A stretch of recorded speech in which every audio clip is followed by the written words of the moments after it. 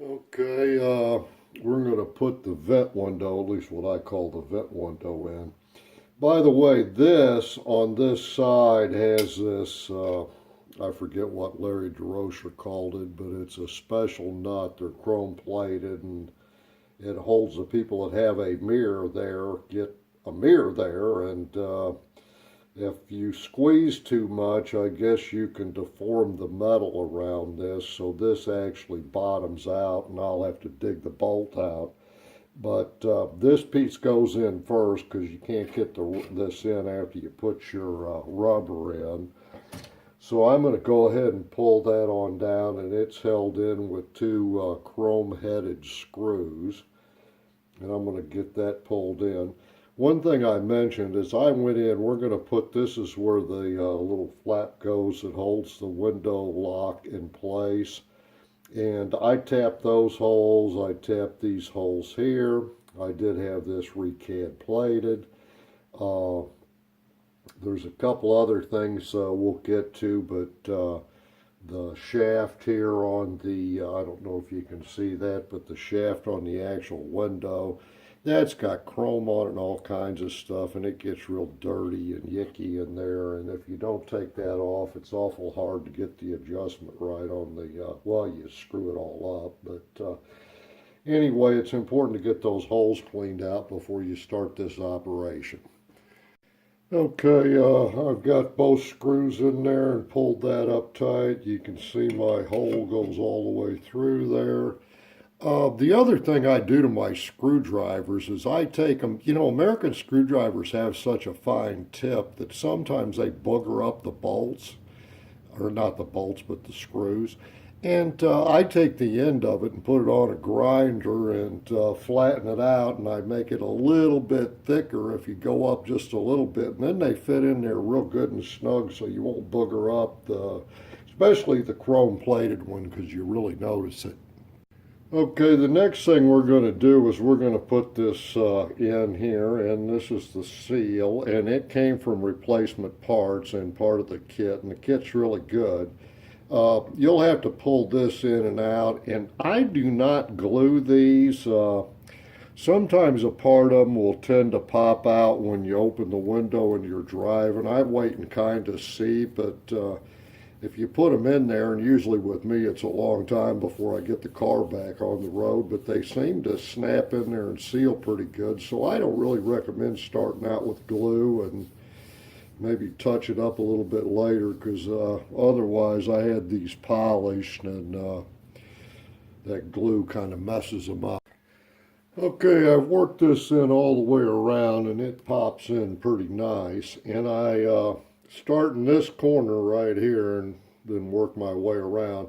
But I kind of pull it back up here, and the reason being you have to put that shaft in there and it's hard to get that hole matched up.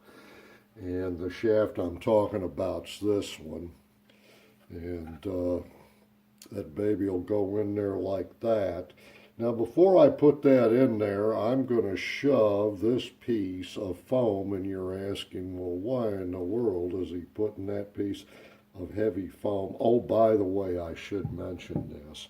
I put it there, you'll see there's a little square thing when you get your seals, but I kind of a little piece of heavy foam, stick it in that hole, then I shove a ice pick up there and make a hole in it so I get the hole lined up to where this goes.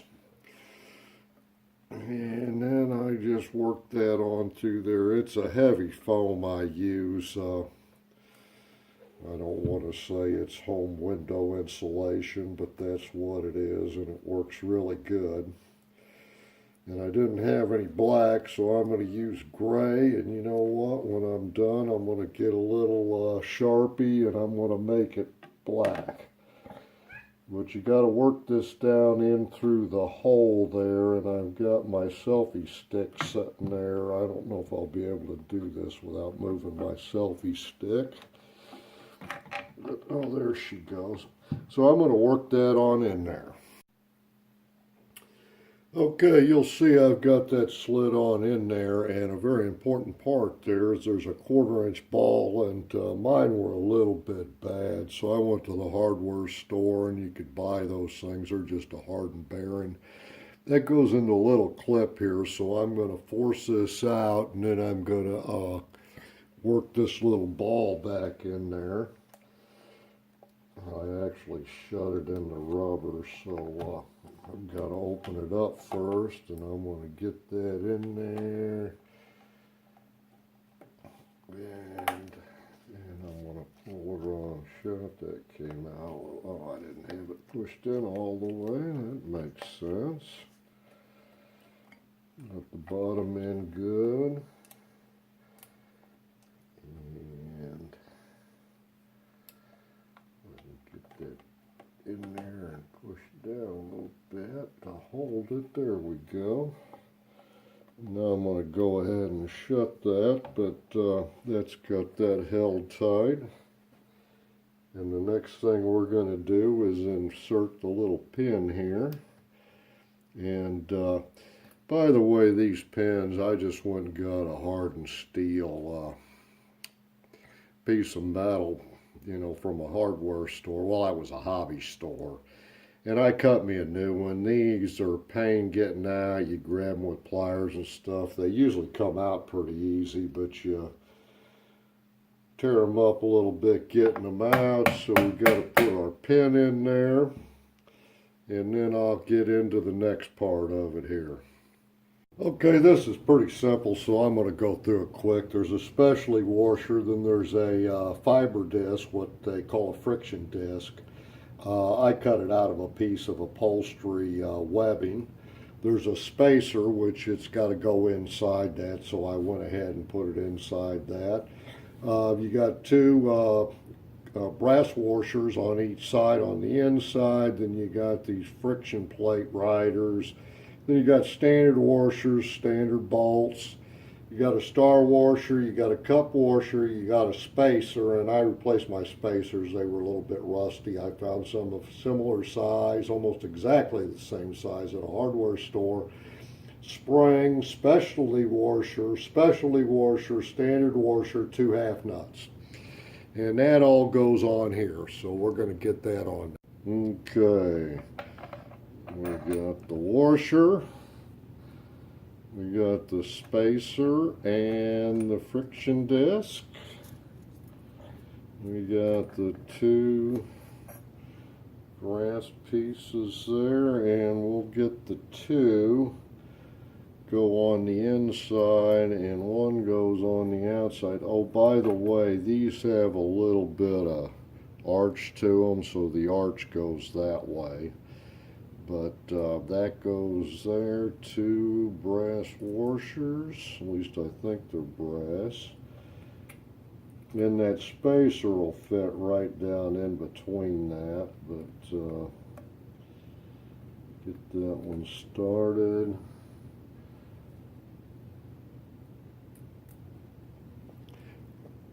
And then we're going to go ahead and put the 2 brass ones on the inside and get that started.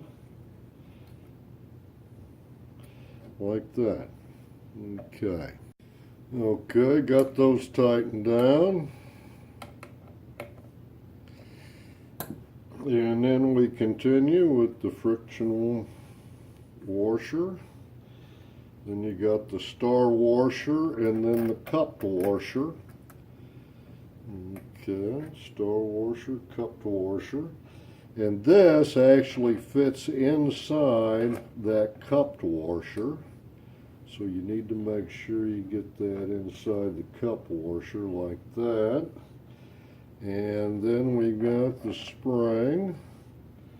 Then we've got this guy who will actually fit over the top of the shaft, is why that one's a little bit bigger. That one will bottom out on the bottom of the shaft, but they're the same diameter, so if you keep them even, it all works out well. Standard washer. God, there's a lot of stuff on this, isn't there? Then you got your 7/16 inch half nut.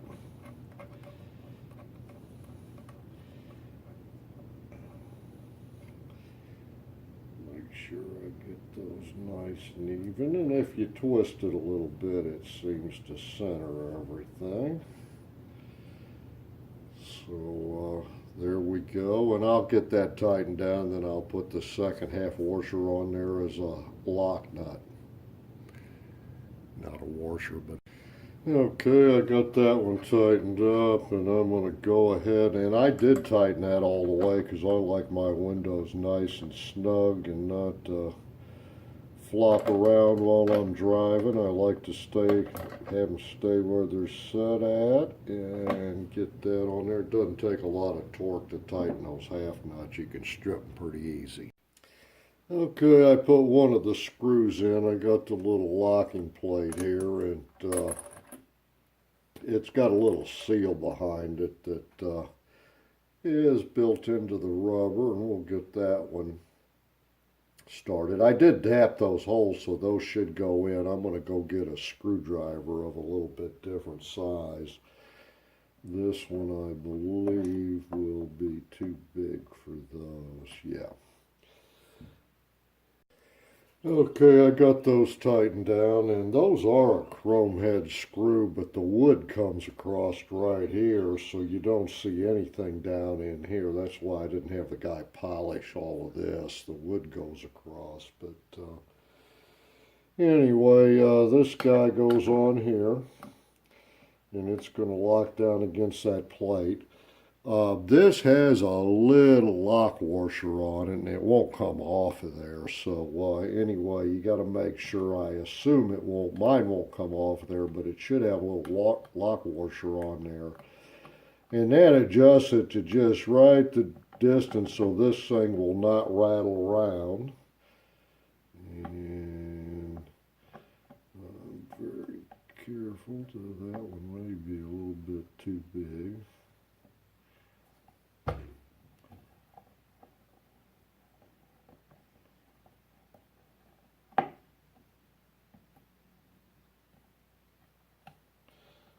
Okay.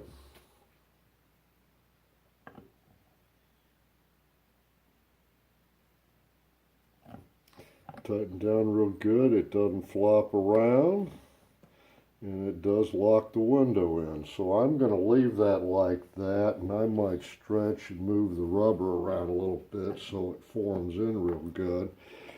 Then I'll see if it pops out any place when I open and close the window, and if it does, I'll put some glue on it.